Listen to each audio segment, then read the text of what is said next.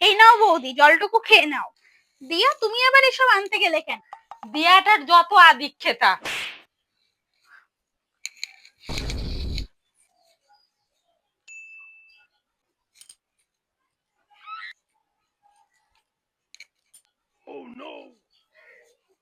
এমনিতেই তো দেরি করে বাড়ি ফিরেছো, তারপরে আবার ঢঙের মতন বসে আছো কেন? সারাদিন আমার মেয়েটা একাই খেটে মরছে, যাও না একটু গিয়ে কাজ করো।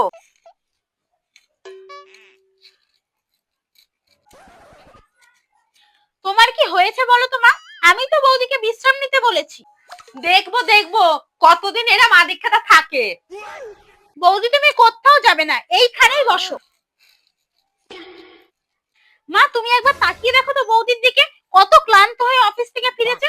আর তাছাড়াও বৌদি চাকরিটা করে বলেই কিন্তু বাবার ওষুধ, সংসার খরচা, আমার পড়াশোনা, আর তুমি যে টিভিতে সিরিয়াল দেখো সেই কেবিলের টাকাটাও কিন্তু বৌদিই দেয়। তাছাড়া তুমি মানুষটার সাথে তো খারাপ ব্যবহার করো কেন? উনি নিরীহ, কোনো প্রতিবাদ করতে পারে না বলে? মার থেকে মাসির দরদ বেশি।